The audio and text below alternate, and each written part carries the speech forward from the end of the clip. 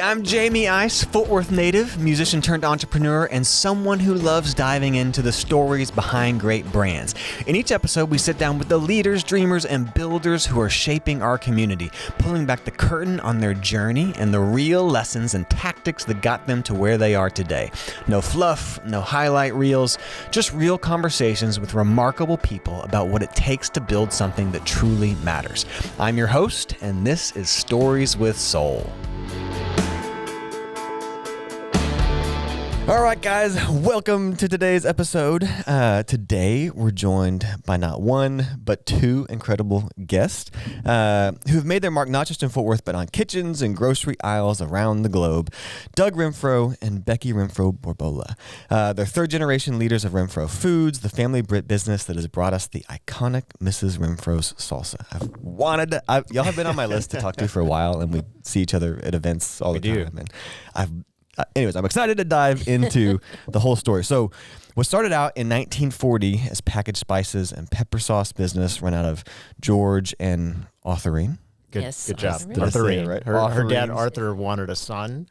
Okay. He got a girl, so he named her Arthurine. Oh, that's good. But he had two sons. He never named them Arthurine. Has that name been resurfaced in the family legacy?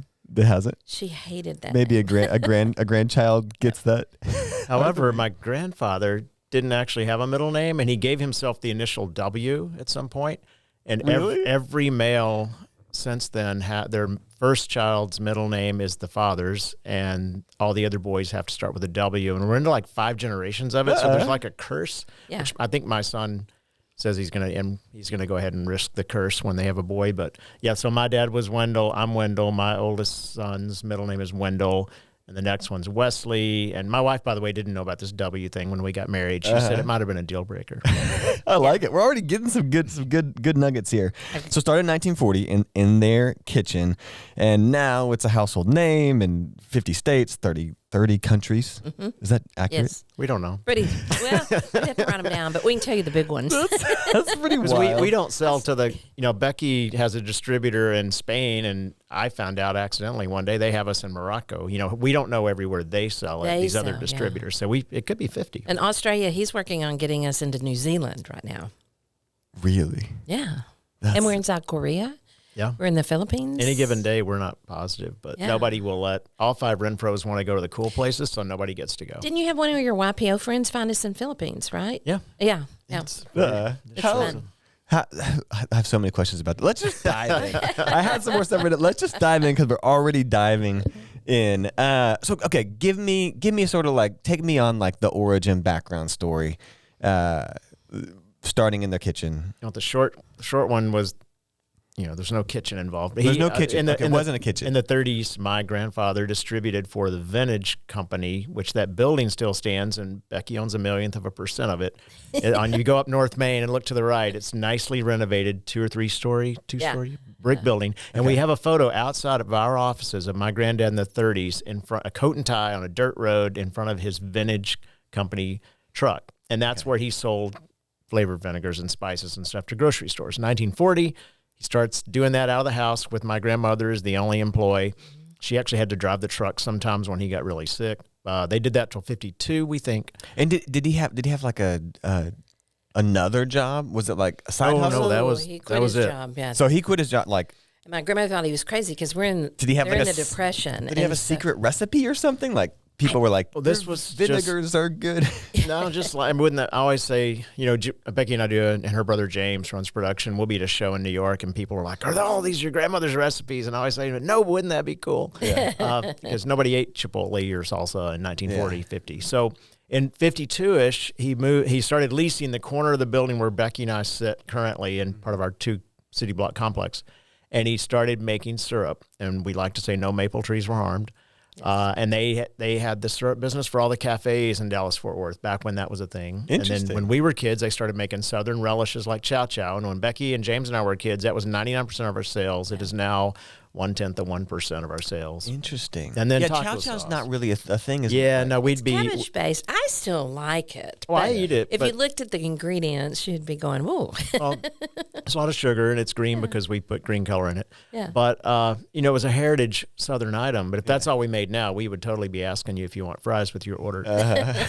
And then my dad and her dad took over a taco sauce business in the 70s, which, thank God, that evolved into, when I came back 32 years ago, we had hot, medium, and mild picante sauce.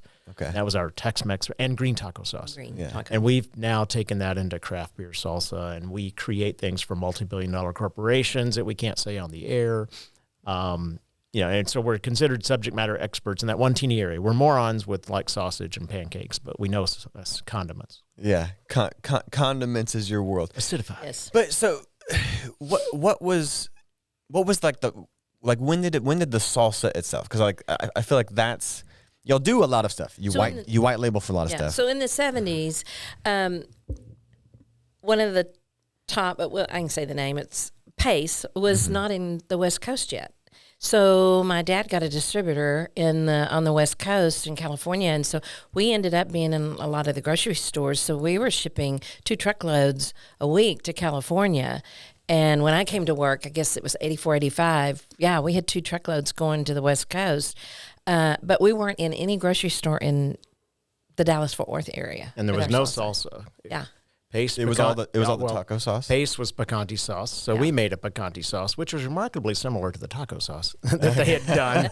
And then one day I looked up, I'm like, the U.S. population is getting more savvy with Spanish. It's pretty idiotic to say mild picante, medium picante, and hot picante when picante is Spanish for spicy. Mm-hmm. And nobody else is saying sauce. Everybody's saying salsa, which again is just a Spanish word for sauce. But so it's like, please stop calling it green taco sauce. Let's call it green salsa. And it became like our number 2 item. Because some days you don't want a taco.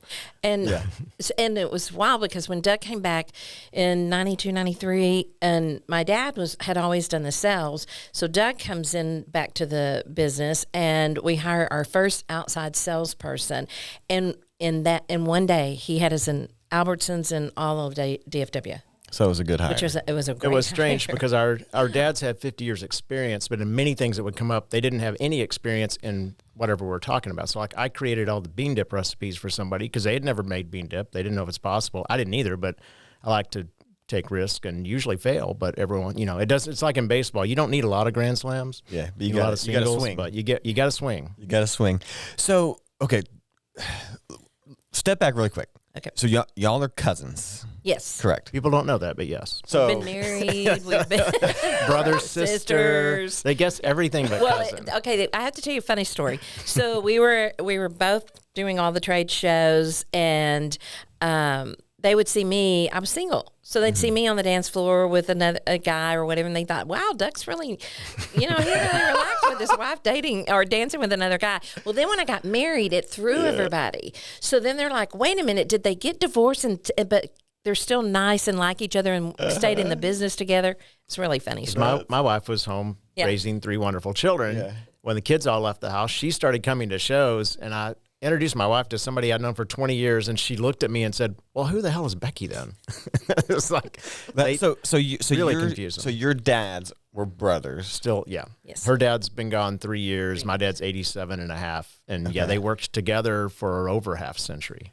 And then their dad Started the company started the company. with his wife, Arthurine, who preferred to be called Mrs. Renfro. Okay, Yeah. but She but was y'all- Mama or Mrs. Renfro. okay, To she was everyone. Mrs. Renfro. Yes. But when was it called Mrs. Renfro? Like when did it?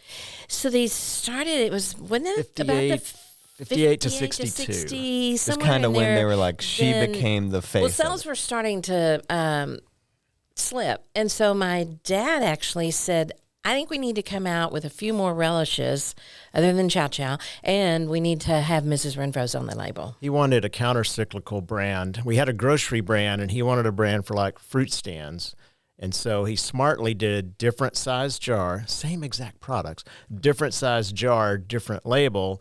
And they didn't, I had her face, a few years after I came back. We just had her name, but what he had was her name and home, like phone number. People would call, they would call Fort Worth Directory, get my grandmother at her house, and she would answer and say, well, my boys run the company now. And we said, you can get an unlisted phone number. She enjoyed it. She loved it. She liked it. Yeah. She loved So it. it said Mrs. George Renfro. It didn't even say Renfro Foods. It said Mrs. George Renfro, P.O. Box 321, which is still our address at the historic, iconic Fort Worth, Depression era Fort Worth post office. Yeah. Yeah, we have more stories than you have time. Stories with Soul is brought to you by my company, 6F Storytelling, where we help entrepreneurs and small businesses grow through the power of storytelling. If you're stuck watching competitors get all the attention, or you're tired of wasting money on random marketing tactics that don't work, you're not alone. As an entrepreneur who's built multiple businesses, I know firsthand how frustrating it can be to have a great product or have a great service, but struggle to get the attention you deserve. Because here's the truth. Being good at what you do isn't enough anymore. You need a way to stand out and connect with your ideal customers. That's why we created the Storytelling Pathway, a proven framework for story-driven marketing that turns solid businesses into brands people can't stop talking about. So whether you're just starting out or if you're ready to scale, we can help you craft and share your unique story in a way that attracts the right customers and drives real growth. So if you're ready to stand out, visit 6thAveStorytelling.com today. I would love to chat with you. So, and what was it like? Was it successful? Like in the 50s? Yes, Like, actually, sales did increase. Success, everything's relative. My dad and Doug's dad. So Doug's dad ran production. My dad ran the office, but they also drove the truck. So my dad was making all the deliveries to. So you remember your dad like getting in the Oh, yeah. truck. When we were little kids, he wasn't home much because he was on the truck making deliveries to other states. And at that time, they may have sold, 5 or 6 states surrounding Texas with the product, but it was through a lot of fruit and produce stands. Okay. Yeah, so when Becky was saying, when I came back, I went corporate for 7 years after college and wearing a coat and tie, smelling good, but, suck the soul out of your body in corporate America. And I came back and I would take our product to a party and people would be like, that's great. Where can I buy it? It's like, you can't. Well, it was a farmer's market in Haltom City, which is still customer this much later. So when you came on, like we're talking 90s? 92, because my grandmother passed away And in it 91. wasn't in grocery stores. Well, it was, but not in Texas.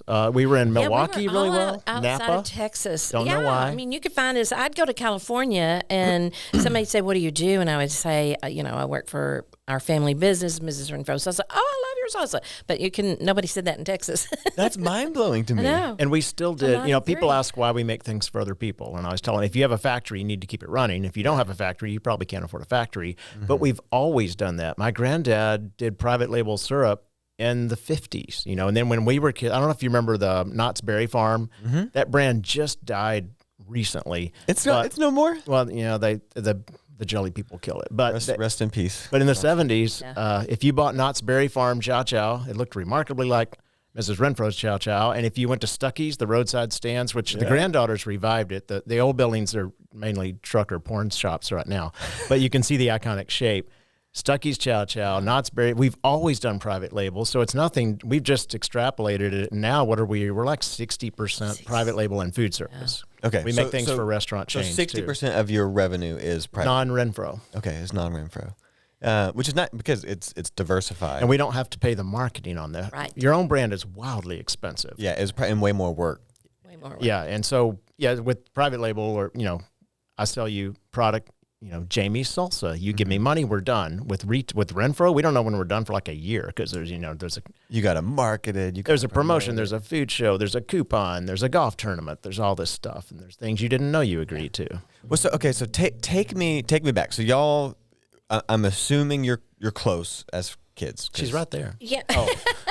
Well, we didn't live far from each other. Our parents. So Well, y'all would get together. Everyone gets along. There's no like. I mean, we got not along, as but we didn't little socialize kids. because that comes up a lot. Yeah, because My dad and Bill saw each other every day. They're like, I don't want to go home and see you again. Yeah.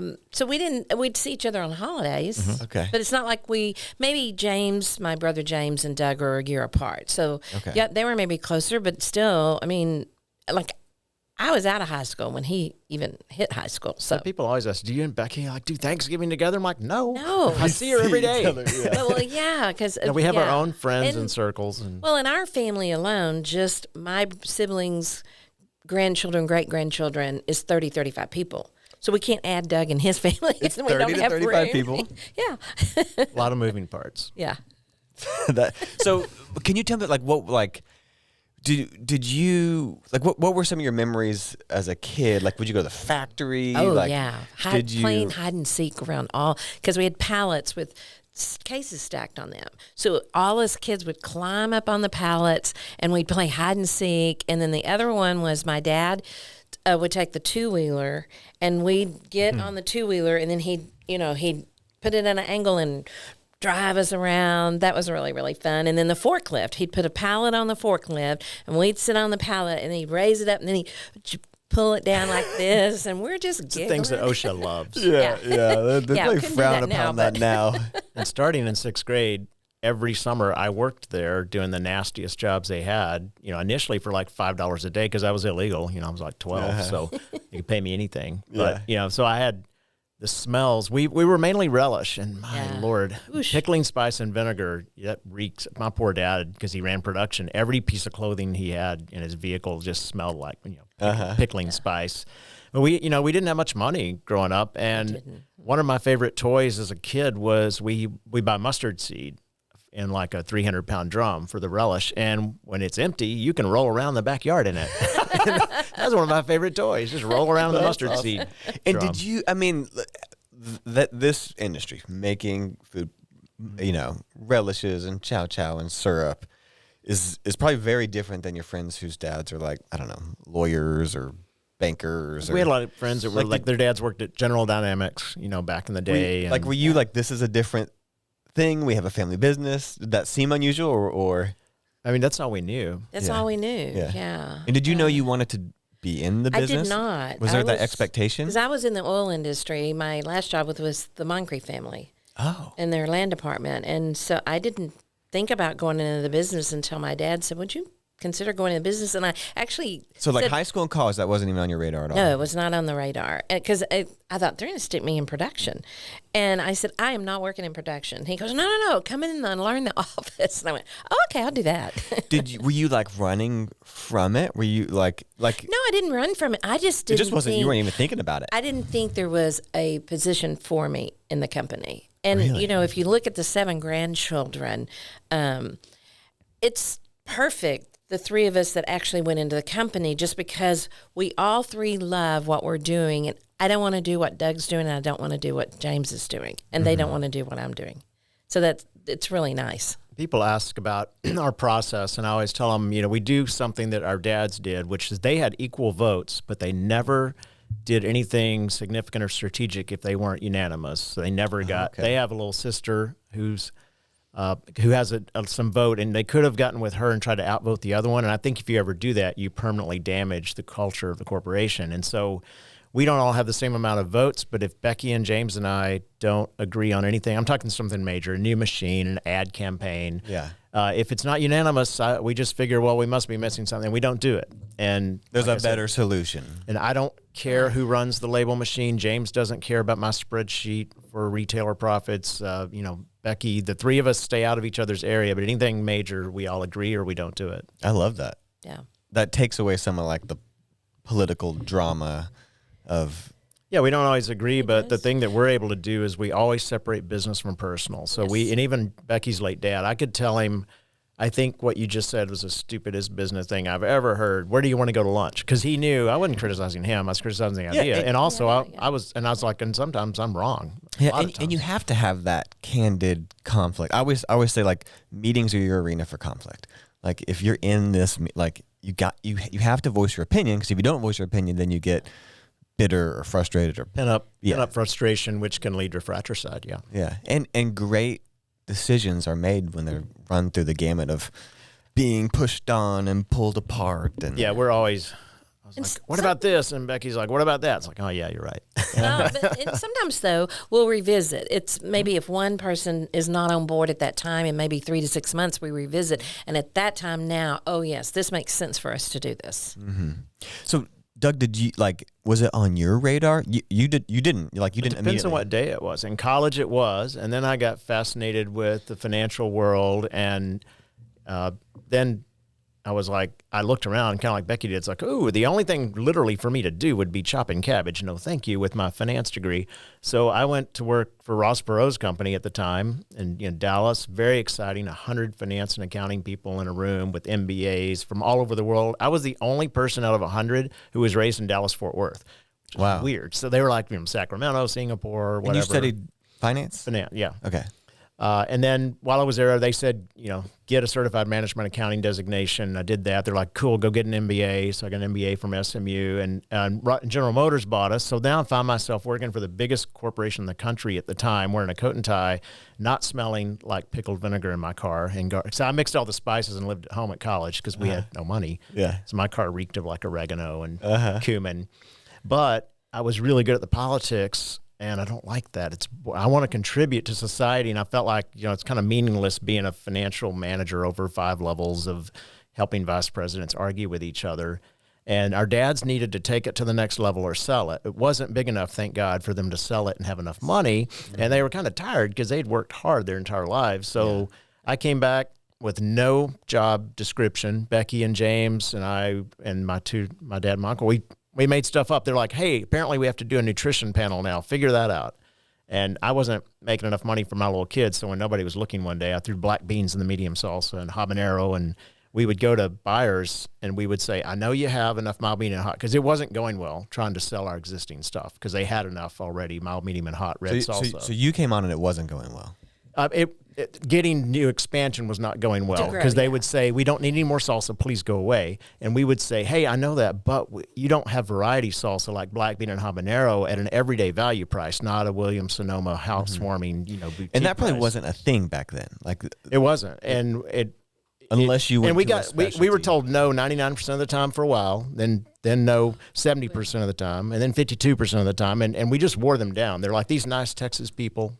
Well, and we had a very plain Jane generic label, and the East Coast buyers just said, until you change your label, you're not getting in the East Coast. And so we went through a rebranding, and that label we had for how many years? 20. But as soon as we created this new, fun, kind of exciting label, the East Coast grocers put us in. And our Chicago distributor said, he called us, and he's like, love your family, love your pricing, love your products, love your promotions. Can't sell that ugly label to save my life. And that label was perfect when they created it in the 50s. The problem was it was now the 90s. Yeah. And, and one of the things I like to say in talks is, it's hard in a family business. When you say we need to change something, they take it as a sign of you're saying, well, you were stupid. It's like, no, you were brilliant back in the day, but life changes and we have to evolve all the time. Yeah. And we did evolve. But 5 years ago is when we worked with Balcom to rebrand. 6 now. The new 6 one. years, yes. Yeah, Balcom. Which we have right here. Yes. Oh, my Which I Lord. love this. It's So cool. we rebranded, and we kept Grandma's face. It's She's on on the the back. side. She's but on the label Yeah, now. she's on the label on the back. She was on the lid is. for many Yeah, times. she was on the Look lid. how happy she looks. Yeah. I do love the If you go to our website, we have a lot of recipes using our products that either families created or we had a recipe contest for our 70th anniversary in business and got some fabulous recipes using our products. That was fun because we went to the food bank and we had the food bank's chef training program cook up some of the recipes, and our judges were like the fire department chief and the head of the Fort Worth Opera, and then it became an event, and then we also did something for the food bank as part of it. That's cool. And we got a bunch of recipes. So just to kind of recap a little bit, you guys go off to college, go do your thing. You're doing oil and gas stuff. Yes. You're doing finance. Finance weenie is what I call it. Finance, wearing a suit. And then at some point, like, did y'all both come back at the same time? No. No, I was 84, 85. And You he came was back first. 93, yes. And your dad, it was because your dad Yeah, he just, said, would you like to come into the business? and what was your initial reaction to that? Well, I said, I'm not working production. He goes, no. You'll Okay, be in the yeah. office. Remember, the office was The office about was this size, and there were three desks. two ladies and my uncle and it's like a cubby hole. I mean, it was very glamorous. There was a window unit for the summer and a gas heater for the winter in the floor. So I and started, paneling, we wood still, paneling. we didn't have a computer software for the accounting. We literally I had ledger books. And we had that till we had another lady in the 2005. office, Judy, but she'd worked there for quite a few years, and so she taught me everything, the books, the writing up, or everything about the office. Judy worked there over 40 years. We still see her. Her son now is the GM of the Meridian here in Fort Worth. Really? Yeah. Oh, that's neat. And so you went and worked and then came because you were tired of the suit and tie, or? I wanted to do something meaningful with my life, and being able to be part of something with your name on it, and it's delicious. And we're just so spoiled. Everybody in the world is a potential consumer for us, and most of the world can afford it. You know, our friend who sells Cadillacs never gives out free samples. Hey, I'm interrupting this episode because I want to share something with you that I'm really excited about. One of my biggest missions in life is to make entrepreneurship easier than it was for me. After spending over a decade building multiple businesses, I've learned some hard lessons, often the expensive way. And here's the thing, I see so many talented entrepreneurs struggling with the exact same challenges that I faced. They've got great products, they've got great services, but they're stuck trying to figure out how to stand out and how to grow. They're wasting time and money on random marketing tactics, they're watching competitors get all the attention, and they're feeling overwhelmed about what to focus on next. That's exactly why my team and I just created 2 incredible free resources that I genuinely wish I had when I was starting out. The first is our storytelling marketing assessment. In just 5 minutes, it'll show you exactly where your marketing stands today and give you a clear roadmap of what to work on next. No more guessing, no more wasting time on strategies that don't work. And the second is our complete storytelling pathway framework. This is the exact system that we've used to help hundreds of businesses grow through the power of story. This isn't just a theory, it's a practical, proven framework that shows you step by step how to turn your business into a brand people can't stop talking about. I'm giving both of these away completely for free because I truly believe that when local businesses thrive, our whole community thrives. This isn't about making a quick buck. It's about sharing what works and helping other entrepreneurs succeed. You can get both resources right now at 6thAvestorytelling.com/free. I promise you these are absolute game changers. They're going to help you get clear on exactly what you need to do to grow your business and give you the roadmap to make it happen. Don't miss out on these. Head over to 6thAvestorytelling.com/free and grab them now. All right, back to our conversation. And I have friends that sell, $400,000 hard drive for giant companies. Nobody wants to hear about that at a party. When Becky and I go at a party, we better bring salsa because they expect it, and they want to talk about it, and they want to tour it, and it's cool. Yeah. So there's a fun component that you were missing. And we're helping. It's delicious. It makes your meals go further. It makes them. It's fun to cook with. And so you can't. So tell me the roles, because again, I love what you were saying earlier. We're not really sure. We all do different things. we wear a lot of hats. Let's say between finance, HR, sales. And we cross Doug over. handles. We have a gentleman that handles our Mrs. Renfro sales, but Doug handles all the others, our co-pack sales. I work on our international sales with an exporter because I love to travel internationally. So put me on a plane, put me at a show in Paris or Cologne, Germany, or wherever. I'm happy. And then it crosses over. If we're going to buy a new $500,000 machine, I'll be super involved, and Becky will make sure she is comfortable with it because that's a lot of money. Yeah, that's a lot of money. And then my brother James, he oversees all of production, and he has quite a few people helping him with scheduling and things like that now. But he used to do all the scheduling. He ordered some products. I know Doug ordered some raw materials.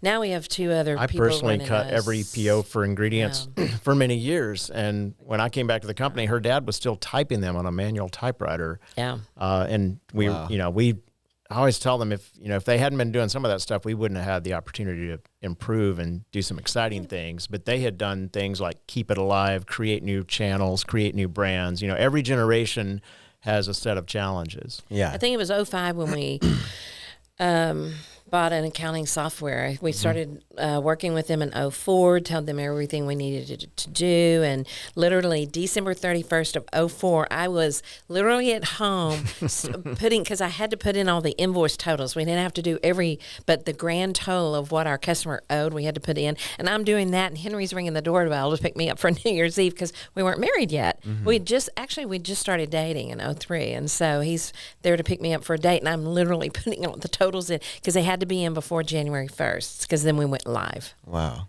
Yeah. And so it sounds like, Doug, you came on and started experimenting. But yeah, I like to tell people that Are you kind of the experimenter? my dad's job was to keep her dad from firing me because I like to poke and push the envelope. I don't believe in status. I don't ever want to hear, but that's the way we do it. Yeah. You know, I want to find out, is there a reason? And many times there is a reason that's the way we do it, but I need the data. And yeah, we needed the company to be bigger, and it wasn't going to happen doing what we were doing. So, Right. And so was your approach, the way to grow the company was to innovate products? We needed new, better, sexier, more exciting products that were still profitable. And you came into it with that. Well, I say I had absolutely no training whatsoever. So everything was a school of hard knocks. I mean, the first bean dip I made, it spoiled because nobody in our company knew the pH of bean dip and relish and salsa are not the same. So I tell people that they're like, how do you make a great product? I say, by making a whole bunch of bad product first. Oh, yeah, and you make note, you're like, ooh, that's too much onion. That's too much salt. And for Renfro, we all still, Becky, James, and I, and the sales director, we all still, I mean, I have to cook it in Excel first because it doesn't matter how good it is if it's unprofitable. But once I know it's within the financial constraints we have. So before you make any new product, you're like, I call it the numbers. Cooking with Microsoft Excel. I love that. Because so do you have like each ingredient, like an ounce of this cost X of? Oh yeah, when we do sample cooks, because we do a 3-gallon sample batch, whereas in production we 500 gallons. With a sample cook, the recipe might be 12 grams of this, 1.27 pounds of that. It's because then you're going to multiply it times 200 to do the big kettle. Yeah.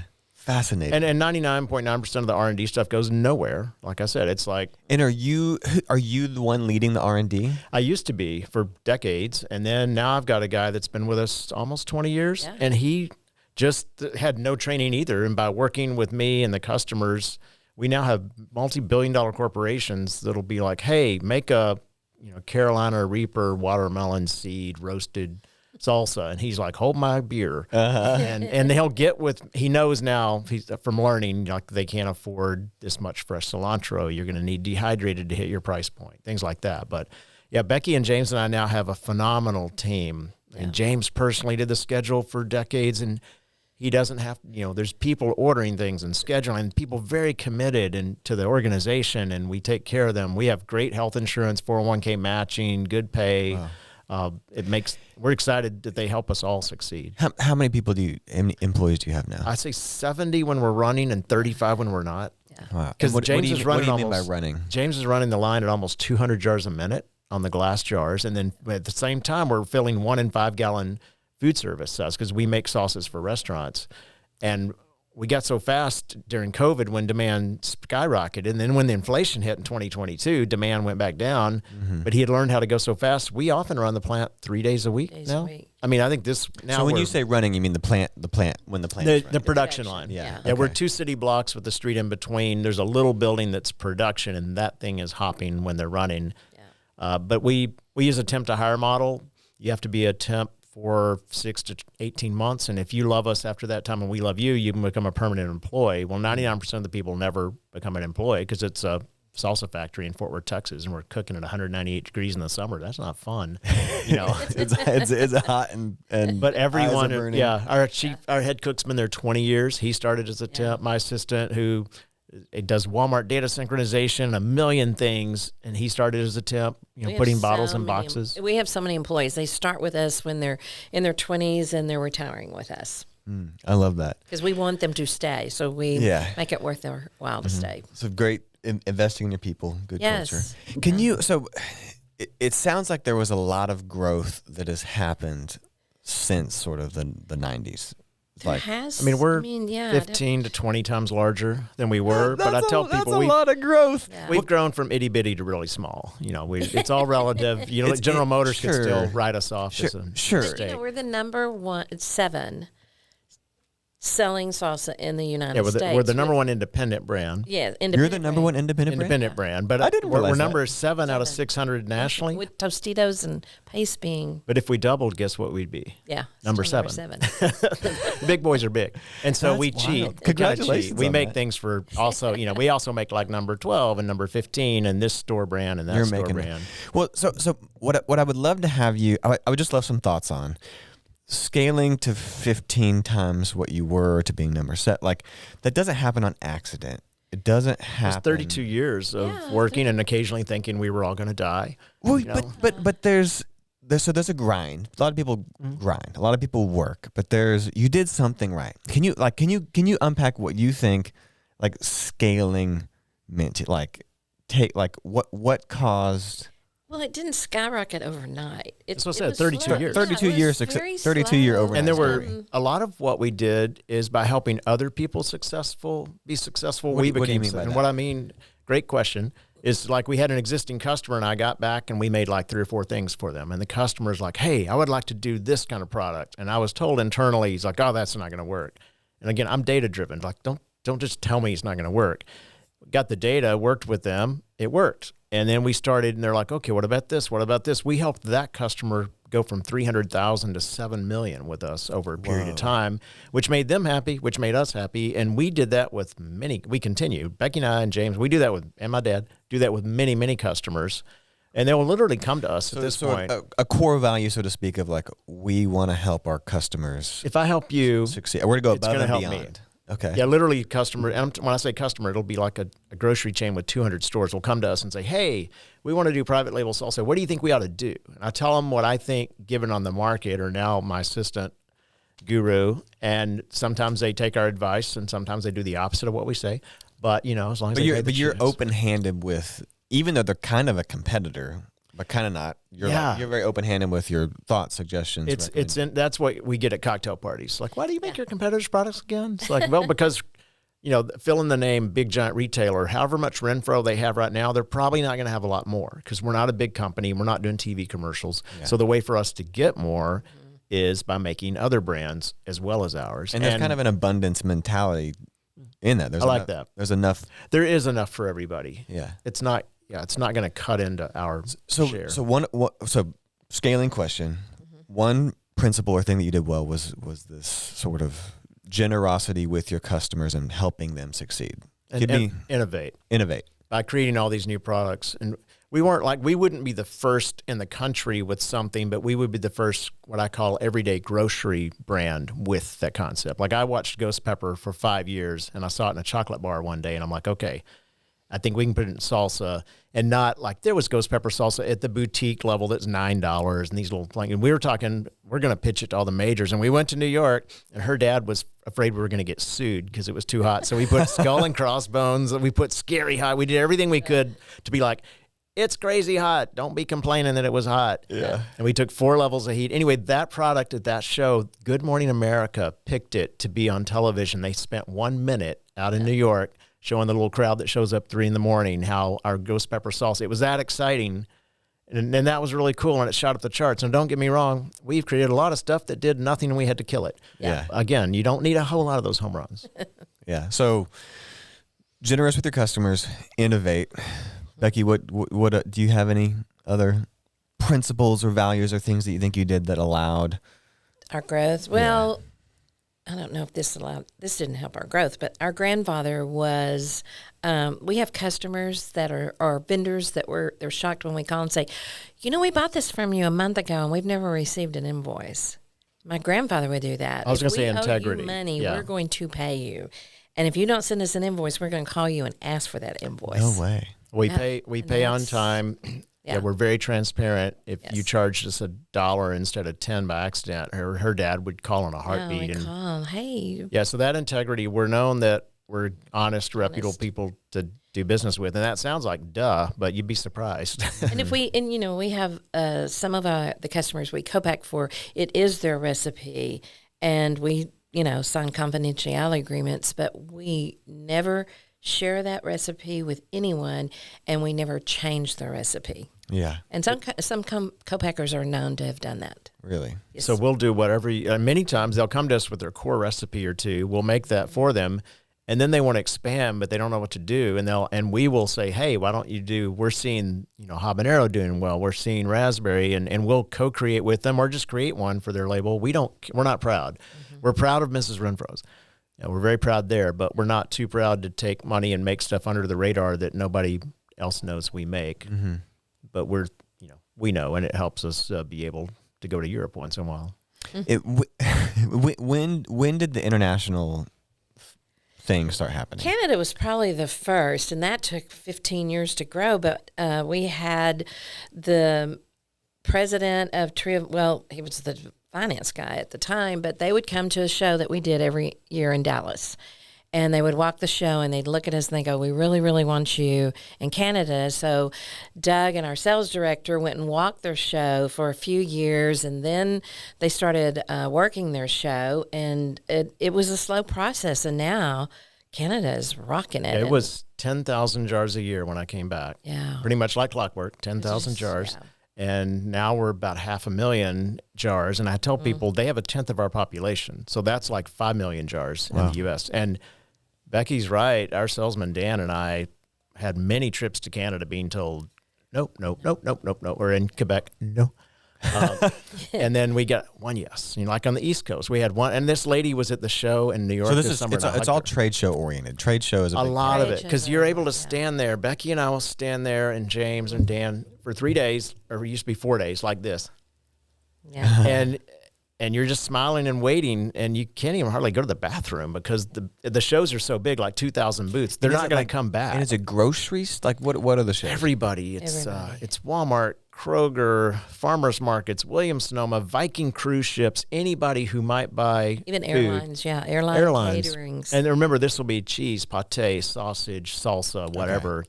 And many times we make product in some of the other booths for them, which is funny. Mm-hmm. So we're competing with ourselves on the show floor. But you're standing there for that 30 seconds when somebody comes up and this is your big moment to pitch that person. And do you have samples, or do you have back in the day jars like this? Or you we have samples. Check it out. Take one, please. Jars, take one. We have chips, sausage. Fortunately, they can't take them usually because they can't take. Yeah, because they would steal everything.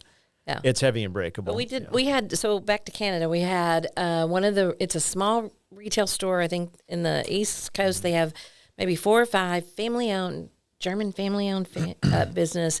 She was walking the New York show. And so she put us in their store, and they have the best display. And I was just there in November doing a store demo. It was their 70th anniversary, and they had an open house for, anybody that shops their store.